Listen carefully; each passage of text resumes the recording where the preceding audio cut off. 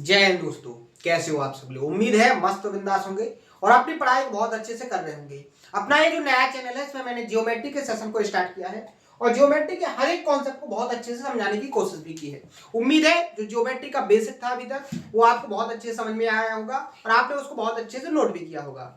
आज के सेशन में उससे आगे के कॉन्सेप्टों को समझेंगे और आगे के क्वेश्चनों की प्रैक्टिस करेंगे। ठीक है, तो लास्ट का जो सेशन हुआ था उसमें मैंने आपको एंगल से रिलेटेड क्वेश्चन प्रैक्टिस करवाए थे। लगभग 11 क्वेश्चन अपनी प्रैक्टिस हो चुके थे। ठीक है, जो ट्रायंगल से रिलेटेड थे।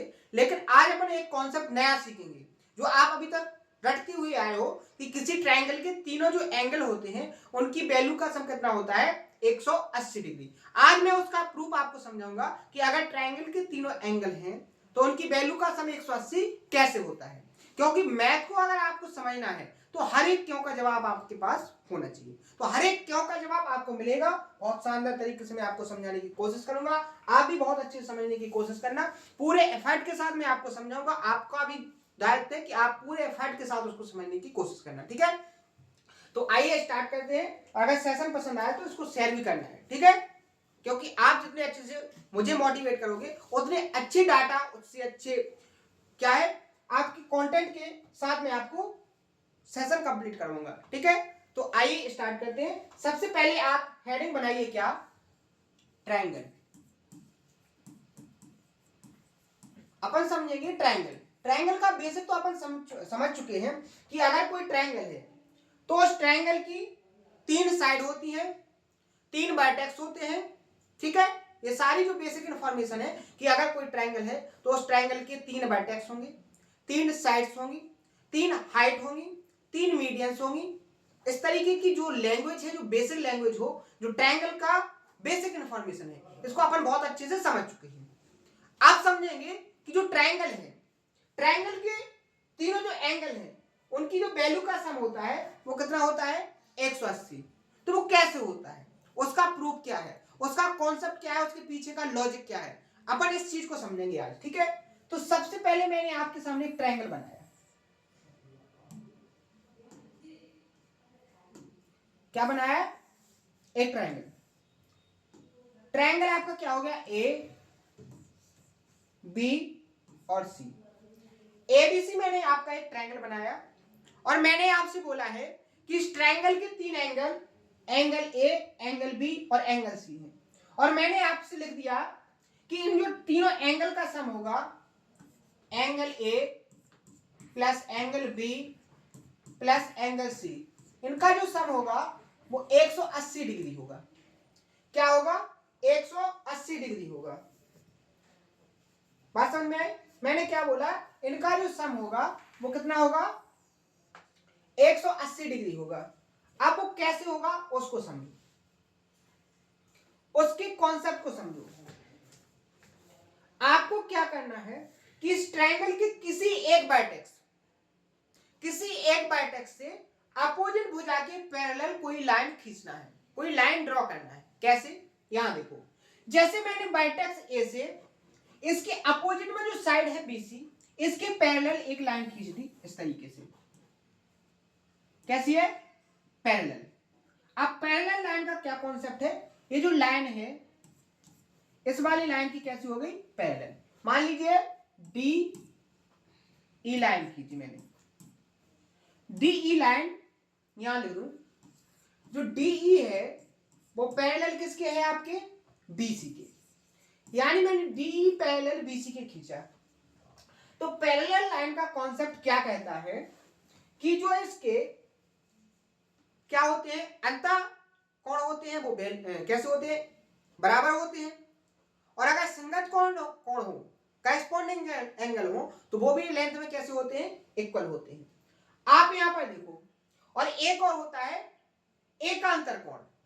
क्या होता है, एकांतर कोण। अगर एकांतर कोण हो तो वो भी वैल्यू में कैसे होते हैं, इक्वल होते हैं। अब एकांतर कोण कौन कौन से हो जाएंगे, मान लीजिए आपका ये एंगल तो क्या हो गया, ए। ट्रायंगल का ये वाला एंगल क्या हो गया, ए। हो गया कि नहीं हो गया। आप यहां पर देखो, अगर डीई बीसी के पैरेलल है और आपकी एसी क्या होगी, यहां पर ट्रांसवर्सल लाइन यानी कि त्रियक रेखा।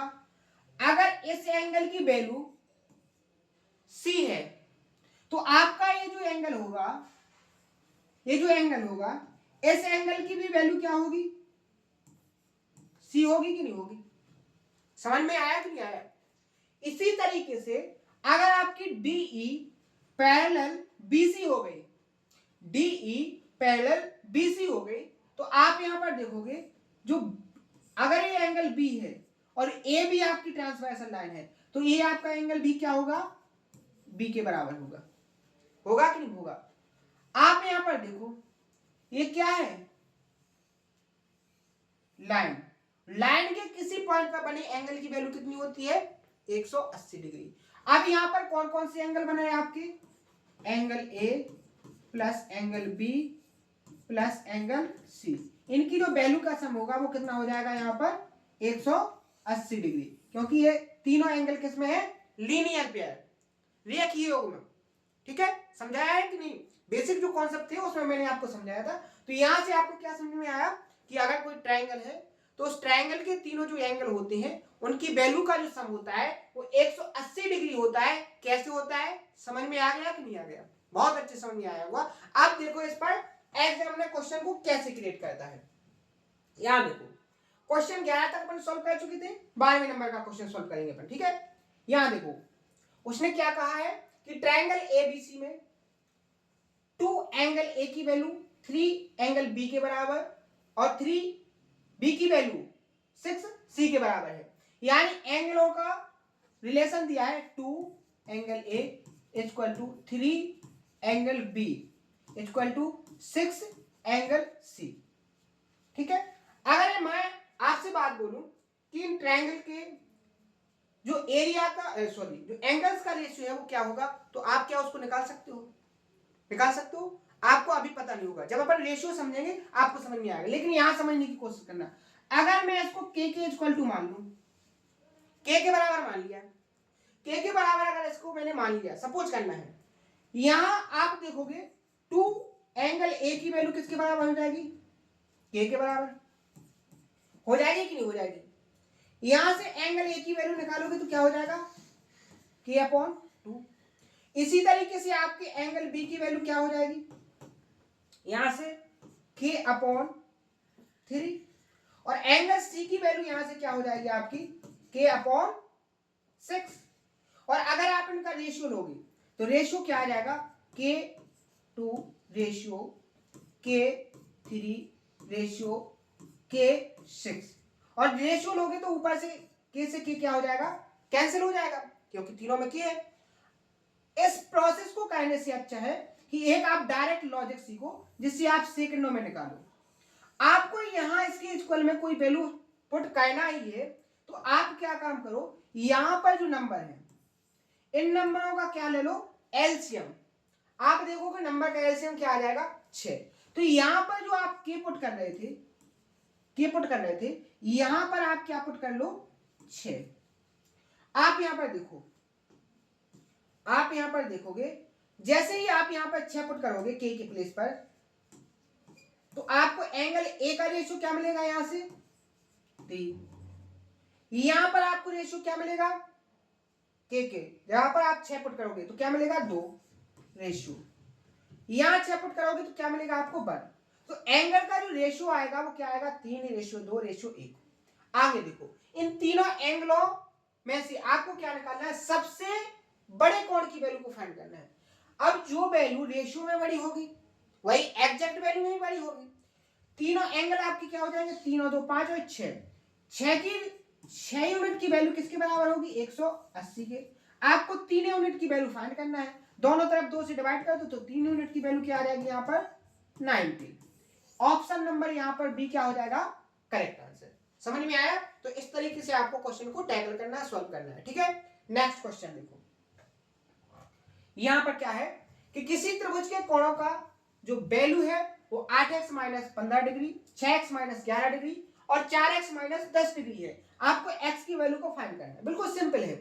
अब देखो एक एवरेज स्टूडेंट होगा वो कैसे सॉल्व करेगा, इन तीनों को वो सम करेगा अलग अलग तरीके से, लेकिन आप यही सॉल्व कर लो, आपको लिखने की जरूरत नहीं है, आप यही सॉल्व करो।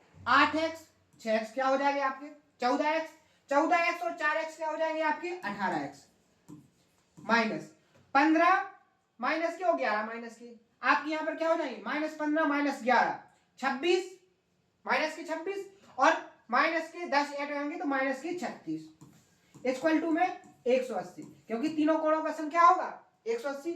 36 उस तरफ जाएंगे तो आपके क्या हो जाएंगे 216 यानी 18x इक्वल टू क्या हो जाएगा 216 हो जाएगा कि नहीं। 18 से डिवाइड करोगे 18 एकम 18, ठीक है 18 दूनी 36, x की वैल्यू आपको यहाँ पर क्या मिल गई 12। ऑप्शन नंबर यहाँ पर ये क्या हो जाएगा इसका करेक्ट आंसर। समझ में आया। तो आप यहाँ पर टाइम को सेव करना भी सीखोगे, ठीक है, कैलकुलेशन को भी कैसे कम से कम टाइम में करना है उसको भी सीखोगे। समझ में आया। नेक्स्ट क्वेश्चन यहां देखो, ट्रायंगल एबीसी में एंगल ए की वैल्यू दी गई है, एंगल बी की, एंगल सी की। आपको एंगल ए की वैल्यू को फाइंड करना है। सबसे पहले तो आप यहां पर देखो एक्स की वैल्यू को आपको फाइंड करना है। कैसे निकलेगी, ऐड करो 5x 2x 7x और 3x 10x माइनस 60 माइनस के और 80 माइनस के, पहले माइनस माइनस ऐड कर लो।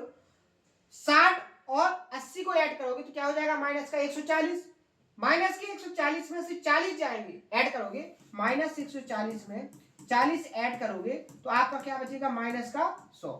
यहाँ क्या हो जाएगा माइनस का 100। इनकी वैल्यू 180 के बराबर होगी, होगी कि नहीं होगी। ये जो 100 उस तरफ जाएगा तो 10x इक्वल टू क्या हो जाएगा प्लस का तो 280, 10 से इसको डिवाइड करेंगे तो x की वैल्यू कितनी आ जाएगी 28। आपको एंगल ए की वैल्यू फाइंड करना है। तो एंगल ए की वैल्यू क्या हो जाएगी आपकी 5x की वैल्यू 28 हो जाएगी माइनस में 60। आप यहाँ देखो 5 से 5 अट्टे 40, 5 दूनी 10 और 4 14 माइनस 60, 140 से 60 जाएंगे क्या बचेगा आपका 80।